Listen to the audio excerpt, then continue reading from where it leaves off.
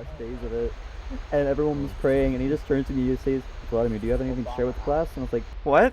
No? He's like, are you sure? I was like, yeah, I'm good. He was like, okay, this is your last chance. I was like, last chance for what? I was really confused.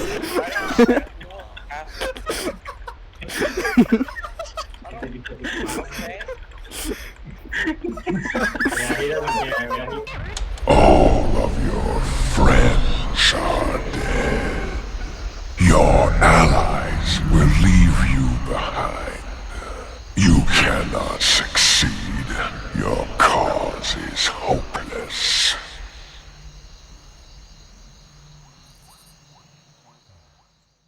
Yo, what's the shakery in the bakery? I'm Kosher the Kingslayer, full-time jester and part-time videographer. Allegedly. For the last couple of years, I've been going through classic World of Warcraft and completing all of my childhood dreams one by one. Now that we're here at Mr. Pandaria, my favorite expansion, my goal is the final achievement that younger me was never able to accomplish. I intend on completing the Legendary Questline and becoming the Legend of Pandaria. But, with less than a year to becoming Legend, I quickly learned that this would be the most arduous adventure I'd ever been on. It won't be easy. And over a decade ago, I failed pursuing the same quest, right at the finish line. But I'd never forgive myself if I didn't at least try. And that's what second chances are for, right?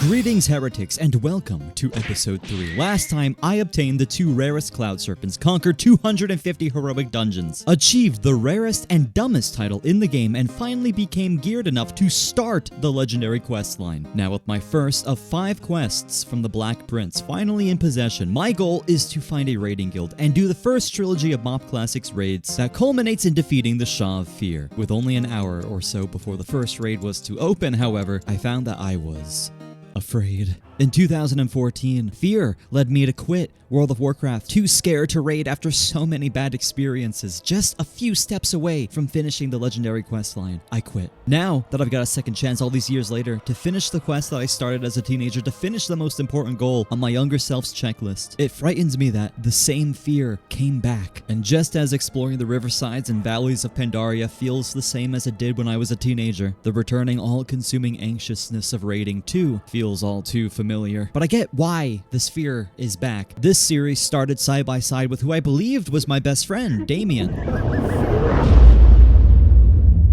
And while his visceral betrayal didn't stop me, it certainly has left its mark. A fear of friendship, community trust, how couldn't it? But by extension there came the harrowing return of a fear of raiding. But if I am to chase the Legendary Questline and redeem myself to that kid that quit on the mountain in 2014, I would have to face these anxieties head on, find a group that tolerates me, and defeat the manifestation of fear itself. But the road to the Shah of Fear and the Terrace of Endless Spring was one riddled with challenge after challenge. A tale that took me into the ancient vaults, turned tombs buried under mountains, and hidden away behind dust and snow alike. Through the Shah-corrupted tree home of a primordial Silithid empress gone mad, and finally into the heart of Pandaria, where fear itself resides. But I will not get any closer to conquering these foes by standing still, so I'm gonna not do that. I gazed out at the twin monoliths, standing reminders of a second chance taken and done with surgeon precision, and set out. Kosher, wait. Huh? I believe in you. Are you talking to me? Welcome to Chapter 1 of the Legendary Questline, The Trial of the Black Prince, which I started on July 31st, 2025.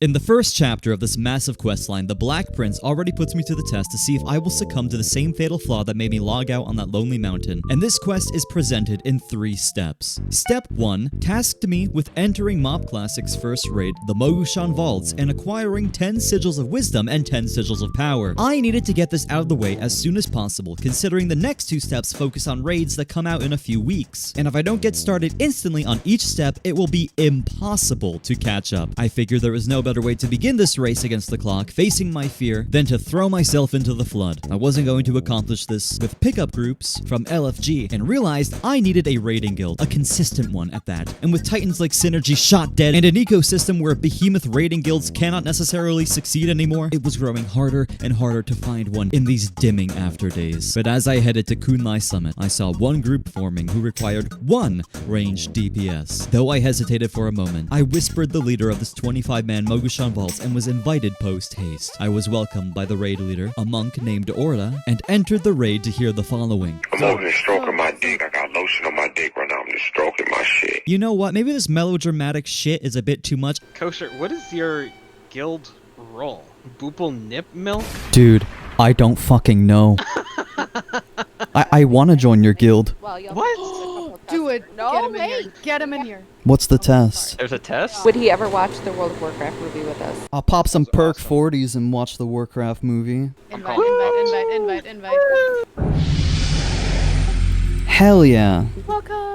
I completely forgot I was in Boople's lunatic, crazy psych ward, crazy person guild. I G-quit Strawberry Milky, thank God, and was invited to Delightful Refugees, the guild that I'd be fortunate enough to call my home for the coming year. And thank you so fucking much for saving me for Boople. The Delightful Refugees was home to so many colorful characters. How could it not with a name like that? I mean, come on, there's a guy named Draco. He's this Shungite scaly with a Google Drive that my boss saw me looking at and then he stopped talking to me. And then there's Orda, the boss bitch bird, who makes all these fucking charts and graphs and raid leads like a fucking goddamn king on horseback or some shit. I don't know. These two with their mannerisms and way of speaking slowly disintegrated my nervousness, and for once, I didn't feel like I was in the movie Whiplash when entering a raid. And to think there'd be so many other people in this bright and bubbly rogues gallery that had a striking lack of rogues who brightened up the otherwise frightening halls of this ancient Mogu tomb. Like Yatuul of the Orgrimmar Balloons, Nokurn the Mighty, the only Death Knight that I respect. I can go on, but point is, I found a fellowship in a place that I least expected it.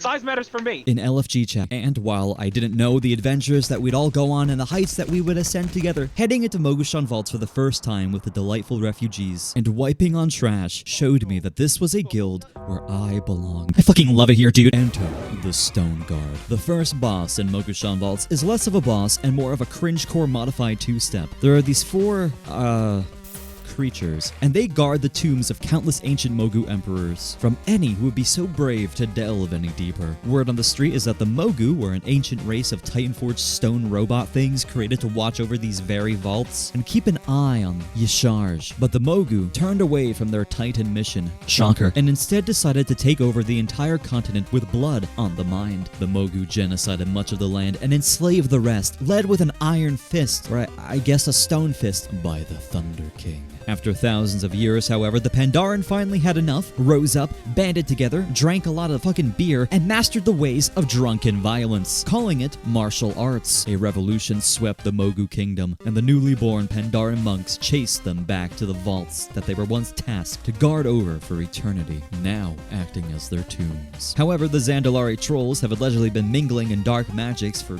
some reason and resurrecting ancient Mogu, their eyes set on the Thunder King himself. And we are here to stop the destruction that would happen if they leave the vault and kill them again, to put them to vanquish them. That's what we're gonna do. And for Guardians with so much to guard, these guys, they ain't really that. They're fucking cringe. Basically, the way that the Stone Guard works is that the tanks have to separate these guys and move them around. We have to interrupt and do shit. But because I'm a face-rolling DPS, I'm a mage ranked number 15 in the world, probably. To beat this boss, I simply do not stand in purple circles. Wow. I hit the boss with my flaming spells. Intense. And I try not to fall asleep at my keyboard, and knowing my history, that's pretty rough. After crisscrossing the boss a number of times, while my new guild members made casual conversation about the ethics of dicks, fursuits, and the Warcraft movie, it's a very interesting cacophony. Eventually, we somehow downed the boss. And I, much like many of the other delightful companions, joined with me here today, came here for legendary sigils, of which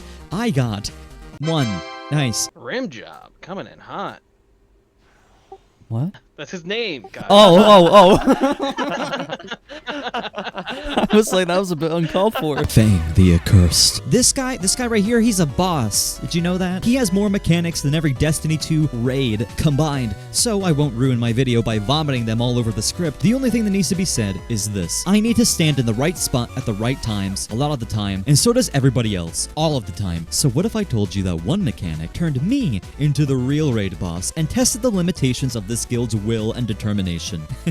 I bet you wouldn't be that surprised. Arcane Resonance is a debuff put onto one of the 25 players in the group randomly, which causes insane amounts of damage to anybody who stands near them. While the guild is stacked in the center, on top of the boss, any person who gets this debuff needs to fuck off away from the center to avoid one-shotting the entire raid group. However, what if I told you I got this debuff 2 times in a row? Yes, I won the 1 in 25 roll twice. And there's also an attack that can happen called Arcane Velocity, which essentially kills any and all players who are not in the center of the boss room. Are you seeing where this is going? So this was cast at the same time that I got Arcane Resonance, which meant that I had to get out of the center and simultaneously also had to go into the center or I will die. While drastically misunderstanding the power of the Arcane Resonance on me, I blinked back to the center with 1 fucking millisecond remaining on the debuff and oh fuck. However, because we, as delightful refugees, are swag, fierce, prepared, and one may even go so far as to say mentally capable of everyday tasks sometimes, we beat Feng the Accursed, despite my miscalculated demonstration of splenetic proportion. Let me roll out this leather belt of Rooney. This trash is so pretty. Beautiful trash. You're beautiful trash. Hell yeah. One man's trash is another man's treasure. You smell me? Oh, I You're smell gonna you. be smelling me in a couple of minutes. I smell you all the I'm sorry. Ranged focus the guys in the air. If you see the bombs on the ground, if you go stack directly on top of them, you actually disarm them. Wink, wink. I feel like that's a lie. Fuck you, Draco. It wouldn't be a delightful raid without a little bit of adrenaline. As we enter onto Emperor's Reach, it is here that we face off against one group of the aforementioned Zandalari trolls preparing for a full-scale invasion of Pandaria with their whopping 15 troops. Dude, come on, step it up. There's 15 of my Deathwing-slaying Azeroth-saving teammates catching B-reses right now because of a single blink from a gangsta Grey Parse mage. You could do better than that. Which brings us to the next boss, Gara'jal, the Spirit Binder. Gara'jal, the Spirit Binder, is a dope fucking dude, a pimp with a capital P. I personally prefer when he drags us under and splits the world in half, while keeping much of the raid in the mortal realm where everything is dandy and not shit. Occasionally, Gara'jal will hotbox your skull with DMT smoke and bring you to the fucking Shadow Realm. That is my favorite mechanic. Next to Tony at Tony's Mechanics, next to the group cycling who gets to go one-on-one with the DMT demons, and everybody killing the totems too quickly because people just be doing shit sometimes, this boss is, in the wise words of my forefather, standing and hitting. It's effectively RuneScape. After he was slain, I recognized that this would be a paladin's dream come true. Having one paladin is fucking wild. Shout out the pallies. I said shout them out, guys. Hello? Shout out Paladins! Fuck yeah, guys! Thank you. This is what we have been missing. This is what we need. F the Paladins. What the Dude, frick? come on. Holy shit! Oh! What the fuck was that? Let's start the trash. That was the one paladin. How dare you? Up next is the Spirit Kings. Hey, I love debuffs. I'll get 1 debuff. I'll get 2 debuffs. Hey, I'll get 3 debuffs. I'll get 4 debuffs. Love me some Clark. So hey, what's the mechanics of these guys?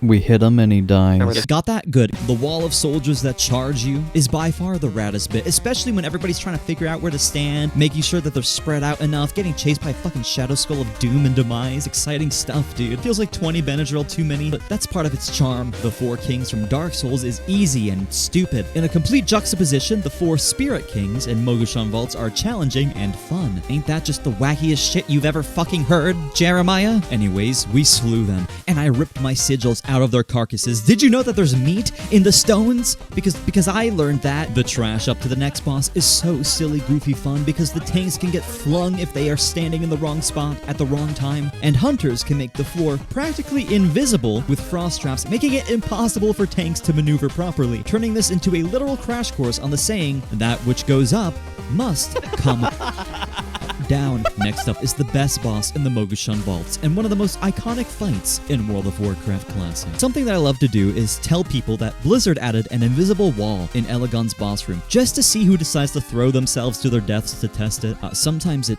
works way too well. Anywho, Elegon is the most fun fight and has the most to do, but I cannot do it justice by just explaining it, so Guys, I see you all edging over there. Huh? Elegon, got a lot going on. Orda done drawing up, where we all standing on? Waiting for the spawn, I yawn and I fawn. Fake wall gone, I hear that gong. Build up stacks, leave, replace it. Taunt the boss, know where to face it. Face to cruise and kill those charges. If you're cringe, I'm catching charges. Face to moving, careful not to fall. Call me Gara'jal, breaking down the walls. Build up stacks, leave, replace it. Taunt the boss, know where to place it. Phase 3, lust and think about tits. Wait, no, hold on, think about dicks. Penis. Dicks at the circus. We got dicks at the circus. Do you? We got dicks at the circus. I believe you now. Oh.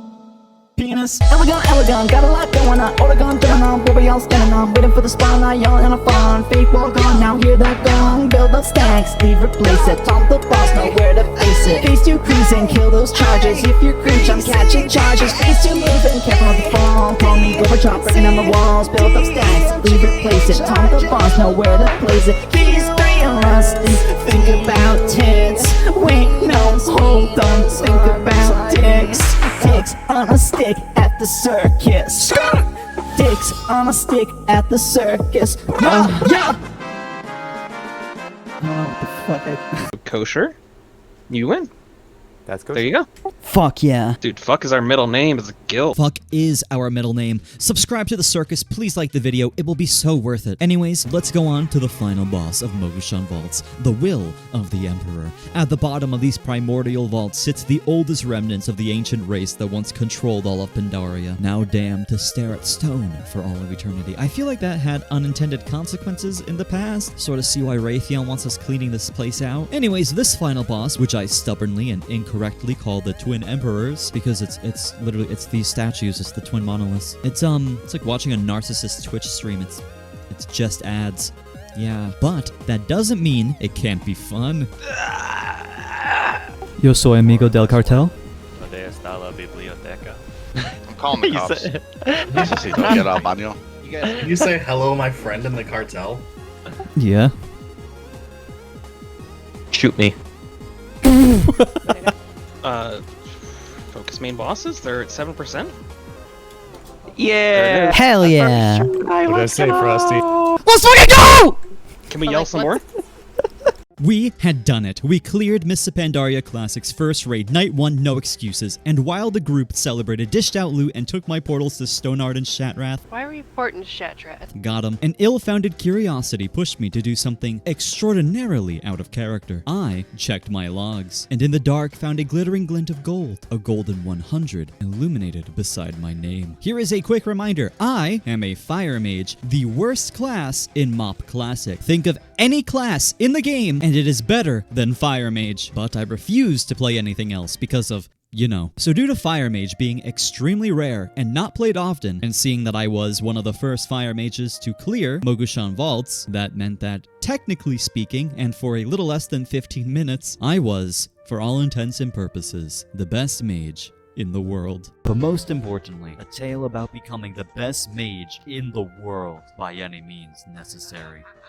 Probably. The promise that I made at the beginning of the series almost 3 years ago actually came true. Isn't that insane? I'm the best mage in the world, dude! But I'm still a cringe mage. You are a cringe mage, Cozy. You should re-roll Warrior. Rostered into the next week raid for Mogu'Shan Vaults, I cleared it again and again with the delightful refugees. Huh? We were ready checking for this ready check. You can totally come. No. Fuck you. As I showed up to the raids more and more, they put a name to my voice. Yo, Yo! Oh my god, Coach is here. What's up, bro? How you doing? Better now that you're go. here. How would you rate your day on a scale of 1 to 2,713? 2,713 because I get to raid with the best fucking guild of all time. Can I get a hell yeah? Oh, yeah! I shared stories with Gnarkus, went on adventures with Sendon, I killed rare spawns with Draco and world bosses with Sikza. I was in on the in-jokes, invited to events, and it hit me like a fucking truck. Holy shit, I have... friends? Over a couple weekly runs of Mogu'Shan Vaults, I obtained 10 of each sigil, officially completing step 1 of the first quest. The second raid, Heart of Fear, was set to open in about a week, but this was something I planned to sit out. You see, Heart of Fear is sort of an infamous raid. It's an evil place. So evil, in fact, it is nicknamed the Guild Breaker. It is known for severe group-wide punishments dished out to everybody if only one person messes up any of the complicated fuck-ass mechanics. And that focus on individual responsibility, coupled with extremely complex and overwhelming fights, was the perfect brewing ground for guild-breaking tragedies and toxic pugs. And I, for one, would know. I hate Heart of Fear with my whole being, and I don't remember a single mechanic from when I did it countless years ago. The only thing that I remember are all the negative memories associated with this place, of which I have a fuck ton. When I was an annoying-ass teenager trying to finish the same legendary quest, Heart of Fear was the place where I got verbally bitch-slapped the most. Anytime I look at this place, I get literal fucking flashbacks, almost comically anxious. I take meds for this. They're not really working. I don't know the mechanics of this raid. I didn't count on ever needing to do it again. I have very, very bad memories of it. So bad that even looking at guides for this place made me feel nauseous. I wish I was kidding. Can you imagine that? I'm fucked. I can't even watch guides. So I was very determined on never going back in. So as my guild prepared for it to open, I decided to chill and take it a bit easy. Returning to the Black Prince, I took a short-lived sigh of relief, as the next step would send me into the Terrace of Endless Spring raid to defeat the Shah of Fear. I planned on taking a break, not raiding for a couple weeks, and coming back when the Terrace released in September. However, I was reminded by some guildmates, quite literally at the last minute, why I even did this raid all those years ago. Because I have to do Heart of Fear to become attuned to the Terrace of Endless Spring, meaning I need to do the one raid in WoW I never wanted to do again if I was going to make any progress on the legendary quest. Fuck. Step 2 of the first quest officially began. I was rostered for Heart of Fear, and this was when all sorts of fears of my own began to drown out my faculties, where almost all of my thoughts started with what if. Worry plagued me from dawn to dusk and dusk to dawn, and what made me all the more anxious of the upcoming raid was that my new friendships felt so much like how it did in the past when I started the series, side by side with Damien. I worried that the same thing that happened with him would happen again, worried that my performance in Heart of Fear, which would no doubt be poor because I didn't prepare for it at all, believing I'd never have to do it again, would seal the deal, make them so annoyed with me, and kick me from the guild. But I guess there's only one way to find out if that would be the case. Despite it all, I would have to try. It feels like how it did when you were with Damien. What if they stab you in the back like he did? What if they were only nice to you because you were new to the guild? Well, you're not new anymore, and you're going into Heart of Fear. You can still quit. Look, I saved you a seat.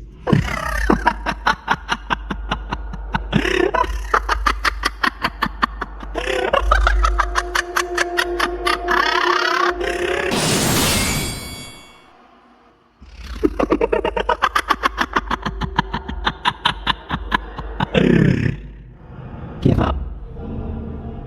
Give up.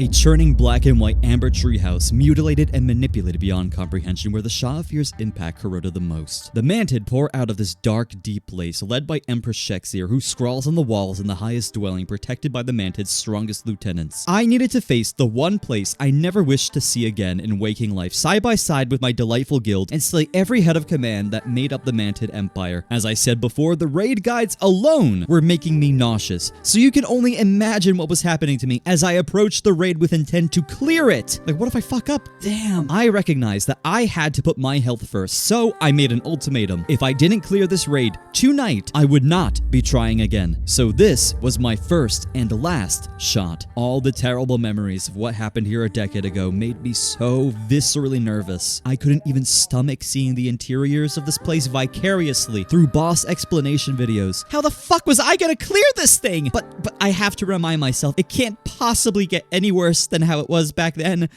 right? I spent a while chilling outside the demented treehouse with Glitter Kicks and Scarab Lord Feather Alley. We had a romantic picnic and talked about how utilitarianism is an extension of egoism while my guild zoned in and the time ticked towards our scheduled raid. Slowly the names started to fill the roster and people entered the Discord one by one. With a deep breath, a slap on my own ass to show dominion over my destiny, I said farewell to the 2 new comrades I made and took one last glance at the outside world, twisted and churned as it was. I stepped foot into the heart of fear and joined the voice chat. I've literally jerked off to his first zone. Huh? And you know what? We're off to a good start. We arrived at the first boss, the voice of the Empress, and he was not fucking around.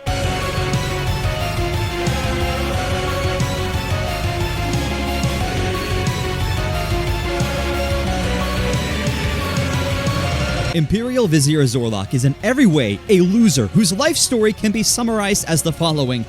Bitch shit. He's in love with the deranged Empress Shek'zer and desperately shrieks a non-stop and incoherent speech throughout the Empire's capital treehouse, screaming so that everybody inside may hear him like he's a personified radio, staying up 24/7, emboldening the Mantid and gaslighting them constantly to throw their lives away in their twisted language comprised of clicks and screeches. All this so that the Empress may one day look at Zor'lok and call him quote-unquote a bit cute. Engaging in battle, I found that the personified radio was in every way a pushover meant to guard the palace from any who dare enter. He was less sentry and more tree because it was incredibly easy to cut him down, but also incredibly fun. But come on, what's more fun than deforestation?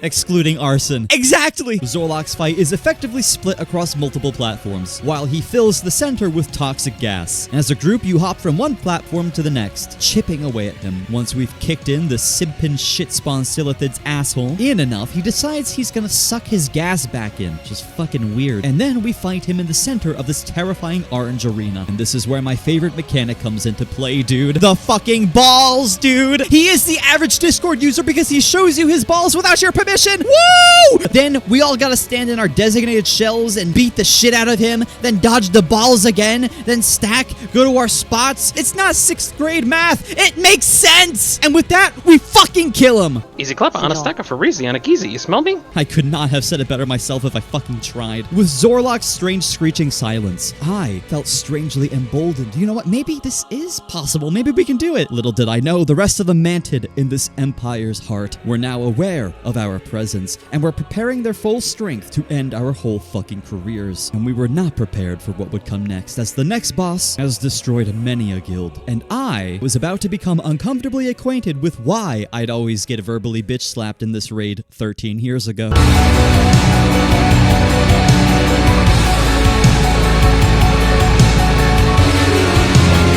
Tayak is a master of blade, strength, mighty-ass wind, and ungodly speed. Everybody must stay spread throughout this entire fight, due to him throwing fucking tornadoes at random people. And if you don't spread, everybody in your group will daydream about treating you like Julius Caesar on his last day on Earth. One must also stack every 50 seconds on top of the boss to soak an attack that does nutsack loads of damage, and then some. He forms a fucking tornado and starts spinning around like a Beyblade that got into a lawyer's medicine cabinet. You gotta run away, and if you don't, you will... Yeah, periodically, he will also form a fucking gauntlet, where you have to play Frogger, dodging tornadoes while running against a wind that pushes against you. And if you dare touch any of the tornadoes, you get pushed all the way back to the beginning, while everybody either laughs at you or groans in utter disappointment. This is all fun and games until you realize that Tayak has a stacking buff that increases his damage and haste by 5% every fucking minute. So you have to down him fast, while keeping the arena clean of all these tornadoes, dodging his attacks, stacking when you have to stack, fucking doing cartwheels and shit. He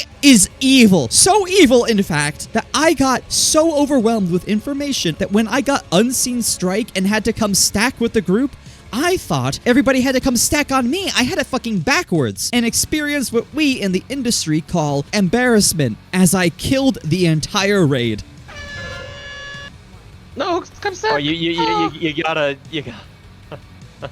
Unlike a few weeks ago in Mogu'Shan Vaults, where my miscalculated blink was brushed underneath the rug and we moved on with a couple of chuckles, you could hear the disappointment in people's voices, the frustration, the justified anger in everybody. I fucked up big time. It would become my mission throughout this raid to redeem myself in some way after the agony that I caused. After a wipe more painful than any that I had during the norovirus, we got through it and downed the first actual boss of Heart of Fear. Now, what if I told you it only gets worse from here? Yes, you are hearing me right, dude. Heart of Fear is notorious for dumping personal responsibility onto everybody and their fucking great aunt who died on the wrong side of history, and every person in the group has the power to fucking kill everybody at any time. This is terrifying. The silence after this boss was deafening and even extended to when loot was being dished out. Things were not looking good, and the next boss would put our merit to the ultimate test.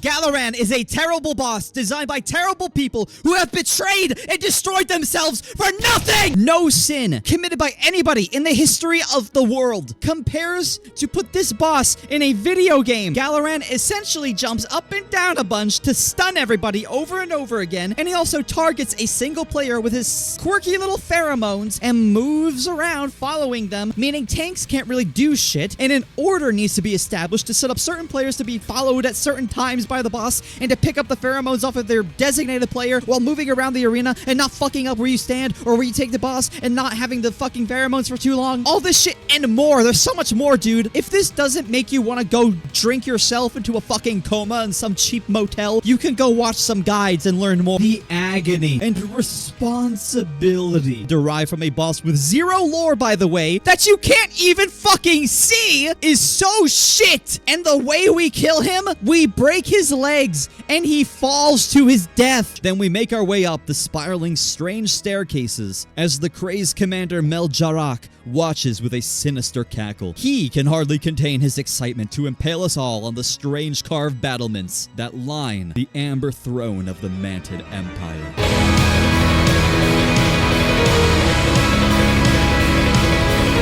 Windlord Mel'jarak is a fucking lunatic, the highest ranked military leader in the Manted Empire. Though his host of set-thick soldiers protecting the Heart of Fear had failed to stop us, and Galaran crumbled into dust right before his eyes, little did we know, this was exactly what Mel'jarak wanted. And his fight is just as sinister as he is. He puts down wind bombs. Do not stand in them, please! He makes amber prisons, and you gotta break people out of them. It's sort of like Marigar in ICC, but orange and worse. He throws his swords around like fucking crazy. He does a lot of shit. You gotta stay spread. He will fucking murder you. This guy is ruthless. He is the devil! And one little fuck up will mean the end of everything for everybody constantly. His soldiers show up in vast numbers over and over again as sinister swarms and attack with their full strength. The strongest and most battle-hardened Manted saved for last as they attack us head-on alongside their batshit crazy leader. But the Bug Knight's glory would not be found on this battlefield, and he would fall to the blades and spellfire of 25 confused adventurers that knew not the scale of what they'd slain or the scale of what laid beyond the doors yonder. After he was downed, I felt the immense urge to redeem myself to my guild. After that, the break timer went out, and I cracked the unfunniest line I could possibly muster with a fucking stutter and a half. Why can't Windlord Mel'jarak, rent a submarine? 'Cause he's fucking dead. Oh god, the silence, dude. Oh my god. I would have to find another way to redeem myself, it would seem. But there would be no redemption found in the halls beyond. There was no room for joy of any type here. This is what separates the casuals from the gay. Mers. The dusk-swallowed thaumaturge crafting horrible experiments from their sacred amber, turning it into insidious abominations that would make any and all creatures formed of fel or plague quiver.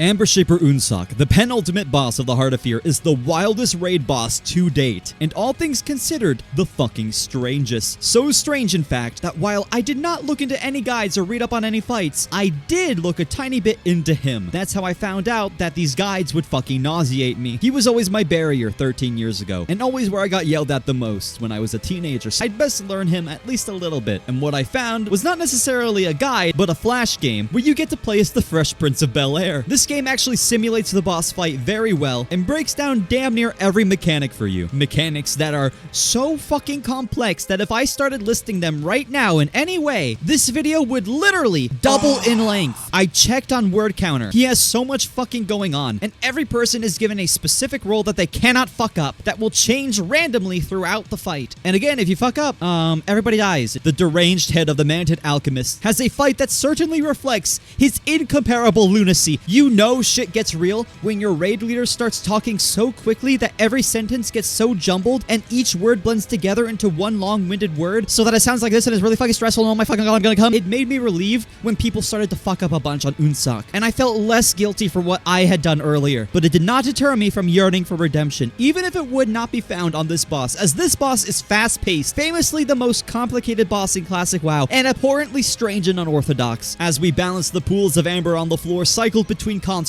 I used my Amber Golem's abilities and hit the buttons and all that shit, and finally, Unsock was slain after 8 fucking pulls, and the amber-shaping halls were silenced, lined by the corpses of manted alchemists and alien creatures, quiet as a mime's funeral. And that meant only one thing. The grand doors opened wide, and we traversed onwards into the monochromatically manipulated throne room of the Empress Shek'zer herself, emboldened by the Shah of Fear, schizophrenic as they come, and a bit on the evil side, if you ask me. This tyrant had been leading a never-ending onslaught of manted assaults against the Serpent's Spine, most notably at the Gate of the Setting Sun in Yaoshao Temple, with intent of eradicating all races from Pandaria so that the Silithid of the Mists could reclaim their long-lost glory as the dominant race in these peculiar lands. After all the times I fucked up all the guides that were left unexamined by my weary eyes, I admit, I stared with worry heavy on my shoulders as I gazed at the Empress. I defeated her once. How long ago? Could I do it again? Could I redeem myself to the delightful refugees somehow? But then I looked around,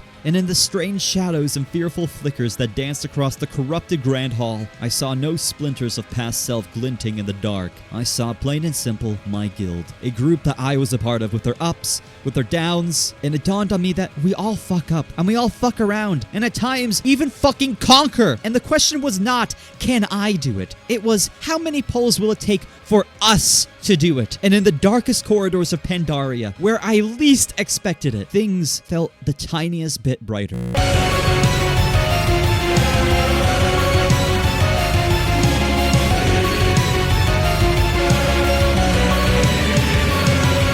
She uses strange sonar magic to disorient and terrorize, screeching and creating these orbs. When she fixates a player and terrorizes them with a fear, they must dispel the fear inside the orb to make it blow up in 4 directions and remove it from the map. While this is happening, adds need to be killed in certain traps inside a certain order to maintain a balance. This rinses and repeats, and to my surprise, was about as easy as fucking up. And also to my surprise, despite never watching a guide and not knowing what the fuck I was doing, I used my eyes to visually perceive my surroundings and use context clues to make educated guesses on what to do, and when I got feared, I did the right thing, and did it so well that... Perfect job, Kosher. I finally redeemed myself.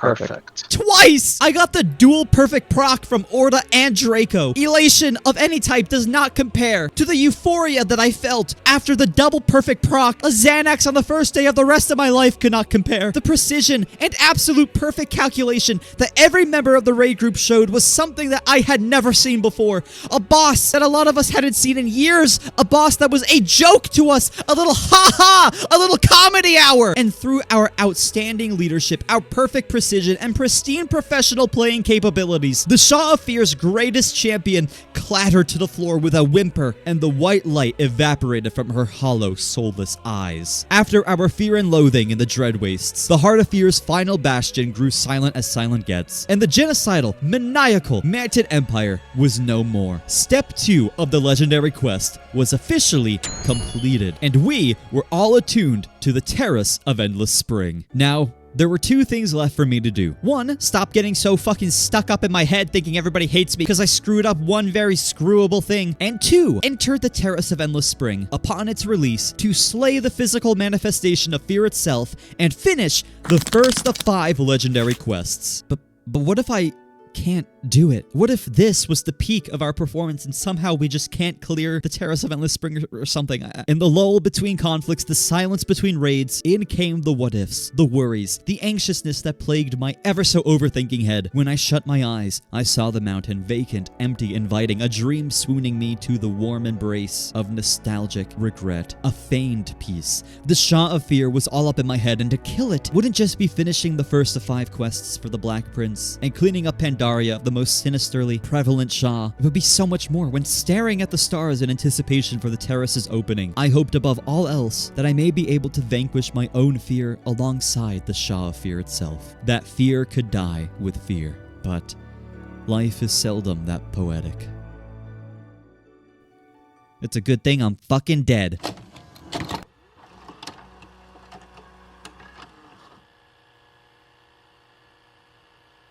You must return from the terrace with the Chimera of Fear. You know, why didn't you just send me into the terrace instantly? Why did you have me do all this rigmarole with the vaults and the sigils and the manted and all this shit stuff? Sorry. Well, do you see yourself slaying the Shah of Fear alone? No. This trial wasn't about the beasts that you would encounter. It was about finding a place to belong, so that you may have a shot at overcoming this challenge. This ordeal is a 2-way road. I need the Shah dead, and you need a second chance. That's what any of this was for. A second chance to become the Kingslayer, a second chance to become the Fire Lord, and even now, a second chance to become a legend. I won't feign ignorance. That's what your entire journey is about. Second chances. Well, I figured I would give you a second chance at friendship. Yeah, you're probably right. I know. Well, I'll catch you later, Prince Dude. Likewise, Kingslayer. Well then, ta-ta. I will see you in a few days when you return to me with proof of your accomplishment. I have the utmost confidence in you. One could even say that I believe in you. Thanks. Farewell then.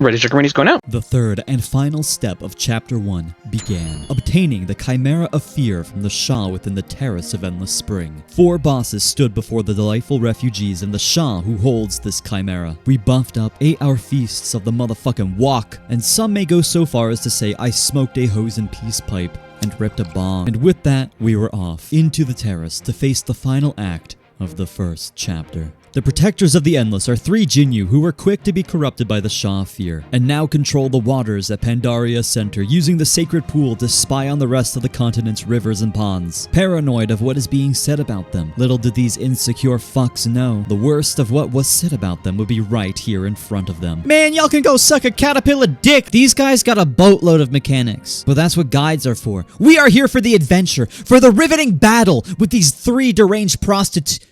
What? Protectors. I meant with these 3 deranged protectors. They are the first defense. Sinister and corrupt. But like many other things sinister and corrupt in fantasy, fire and doom often becomes their demise. And a fish is certainly no match for the fire-flinging gangsta mage Kosher the Kingslayer. With the protectors slain, down fluttered Su Long. And oh my god, it's so long. A legendary golden serpent who is horrifically protective of this once sacred place, now deranged and split between a night nighttime dragon and a daytime dragon. The Wizardic made him bipolar. I've got so many puns about Sulong, but if I said them all, I'd just be dragging out the video, and it would be way too long.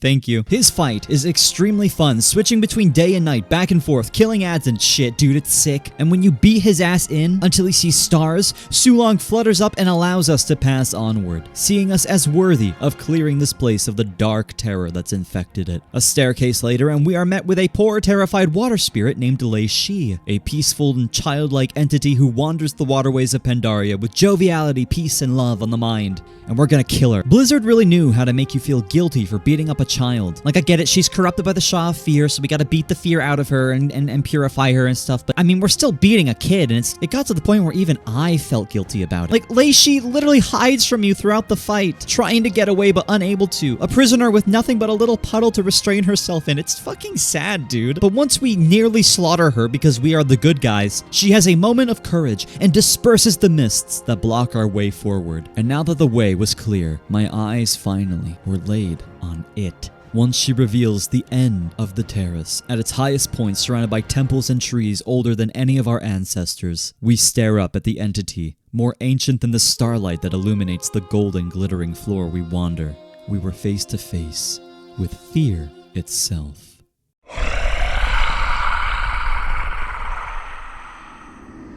Your lights will go out. The darkness will envelop you.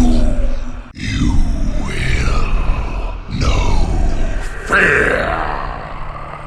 Try me, bitch. I'm fearless as a paralyzed skydiver. Let's fucking go.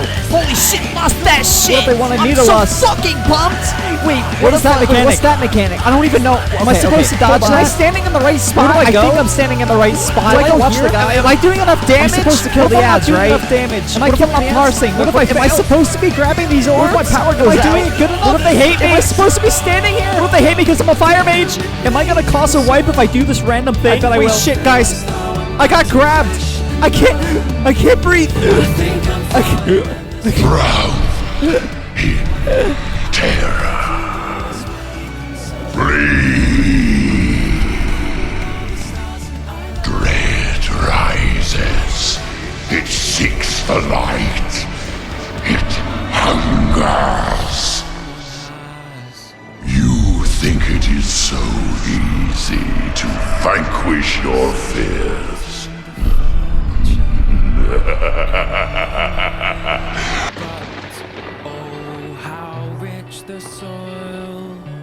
What if I'm not good enough?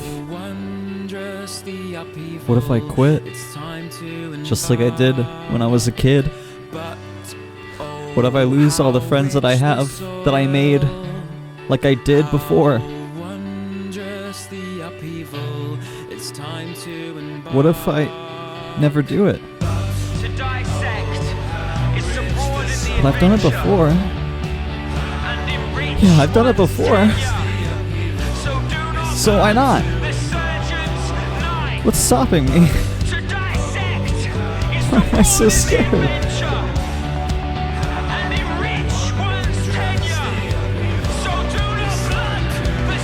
What if I can do it?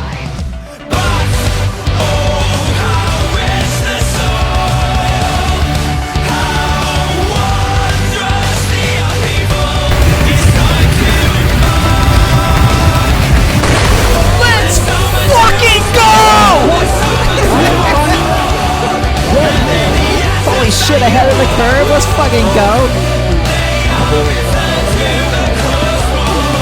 Look at this big fucking ugly thing. It's so stupid.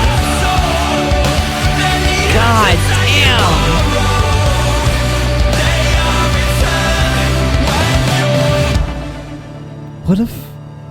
What if I can do it after all?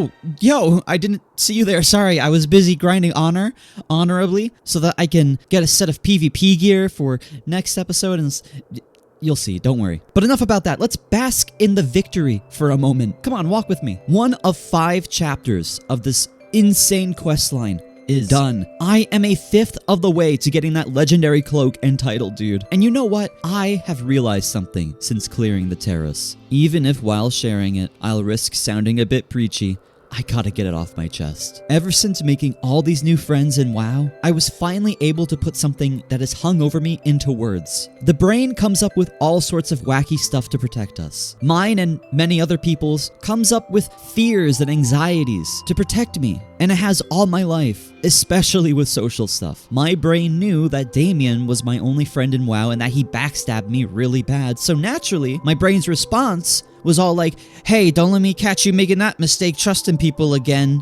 bitch. And made me extra afraid of raiding and socializing to protect me from that ever happening again. As if I wasn't afraid enough already, thank you, brain. But fear, anxiety, nervousness, that's not the bad stuff. It's there to help you, even if at times it's really hard to tell. But at the end of the day, thoughts on their own, they can't be good or bad. What's good or bad is how I react to those thoughts. And if you choose to run towards what you're most afraid of, eventually it won't be as scary anymore. The pool's coldest right before you jump. And don't get me wrong, it's still freezing right after the plunge, but after a couple of minutes, you get a bit used to it. And when I was younger, I jumped into the pool and got right out because I expected it to warm up the second I got into the water. But this time I'm in the pool to stay. Hold on 1 second.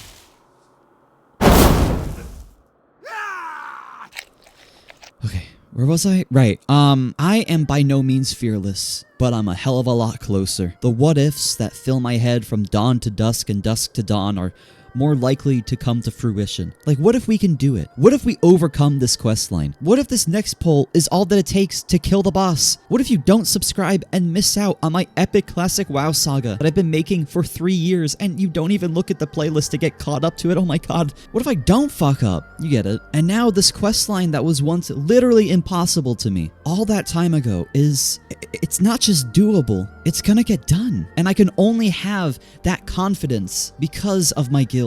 Because of Draco, Orda, Nokurn, Yatuul, Sikza, Gnarkus, Blakk, Sendon, Shweaty, Ion, Mom, Rin, Frosty, and all the others that make up this delightful bunch of odds and ends. Strange refugees from across Azeroth that helped me find a special kind of confidence that I never knew I could be capable of having. The promise that I made to my younger self will come true. It's not a matter of if anymore. It will. And all it took was getting a bit out of my comfort zone. And speaking of getting out of comfort zones, I gotta get back to grinding honor for next episode. And I only got 2 days before the next chapter comes out, which focuses entirely on killing players. So I gotta prepare, read up on strategies, trinkets, and shit. And thank God I have my guild now to make this next step actually achievable. But I still need to brush up on PvP in hopes of not being completely useless in the battles to come. So I guess I will catch you next time. And sincerely, thank you for watching, and I hope that you enjoyed. I'll see you next episode when we take on Chapter 2 of this bastard questline. Speaking of which, what does Will of the Forsaken do again? I should probably look into that.